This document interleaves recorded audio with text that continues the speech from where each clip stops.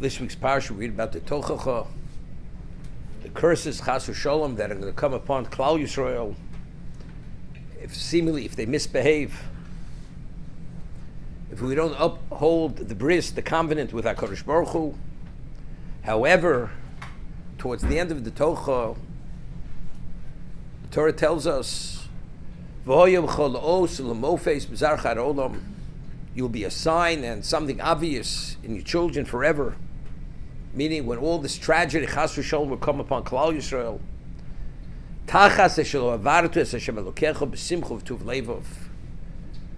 because you did not serve Hashem with joy and with good heartedness, Merov Kol, despite the abundance that HaKadosh Baruch Hu gave us.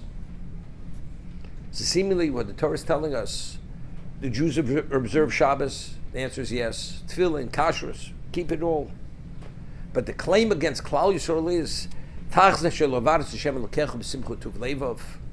Merov Kol, Hashem is giving you everything.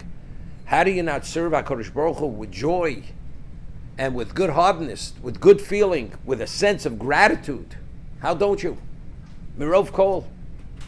Therefore, Hashem says, I will take it from you. And a lot worse than that. It's a disrespect. A person receives everything in his life, and the benefactor to this person hasn't omitted not the smallest detail. And afterwards, the benefactor says to the recipient, to the beneficiary, could you please bring me a glass of water? So he says, and this happens very often between a child and a parent. Parent gives a child his whole life, every aspect, financial, spiritual, material, everything.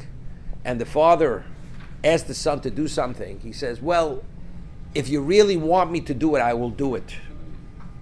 Begrudgingly. There's a begrudgingness. But after all that your father's done for you, how do you behave this way? How do you not recognize and appreciate what HaKadosh Baruch Hu gave you, what your parent gave you, Lavdil? How do you not? It's a claim. Evidently, you don't appreciate what you received. You don't appreciate the love and the concern your benefactor has for you. You don't appreciate the love that your parent has for you. You have your own way of seeing it. If that's the case, HaKadosh Baruch Hu says, you'll be the Osa Mofes and Zaruch Hadola forever. And therefore, as I always ask the question, Klal Yisrael is the Am HaNivchar. We're the chosen people. No people in the history of this existence have suffered the way Klal Yisrael have suffered. Nobody has been displaced as we've been displaced. Nobody's ever been discriminated against as Klal Yisrael has been discriminated. What are we chosen for? Are we chosen to suffer Chas v'Sholom? How do we understand it? The fact is, what HaKadosh Baruch Hu expects of us, He doesn't expect of anyone else, because our capacity, our potential, our depth of understanding is greater than all the nations combined. And HaKadosh Baruch Hu says, B'ni B'chori Yisrael, you're my chosen son. I cared for you. I mentored you. There's nothing that I omitted from your life. So after all that, how do you behave this way? And it's unacceptable. Where's the joy? Where's the dedication? Where's the submission? Where's the dedication? Kodesh Baruch Hu says, you will understand. The Gemara tells us at the end of Sanhedrin that either Klal Yisrael at the end of time will do tshuva willingly or not willingly. But ultimately, we're going to do tshuva. Gemara tells us in Yuma, Voltzi and Goel, Lushavi Pesha. When will the Goel come? Lushavi Pesha. Only when Klal Yisrael does tshuva. So what happens if we're not holding by doing tshuva? Chas v'Sholom. And it's time for Mashiach to come.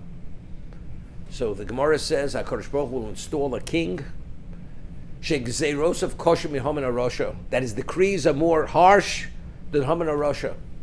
In that setting, we're going to do tshuva. We're going to recognize who our benefactor is, and then we'll appreciate, in retrospect, our mistakes where we went wrong. And then we're going to do tshuva. So whether it's Zakai or Eino Zakai, he's coming. Zakai means you come to the realization yourself. Eino Zakai, you're not worthy. HaKadosh Baruch Hu has to actually create a setting, and only through that setting do you have clarity. But what's the claim? I've given you rove kol. Everything, you have everything. How do you not appreciate it? So it's not that we're not makayim the mitzvahs. It's not. We're lacking. But where is the spirit? Where's the appreciation? It's anoshim mitzvahs anoshim lamodo. We do it out of rote, out of obligation. We're burdened. Do we have a choice? Kosh Baruch says, but after what you've received, that's not the way you serve Hashem, and therefore chas v'shalom. So what do we have to somehow?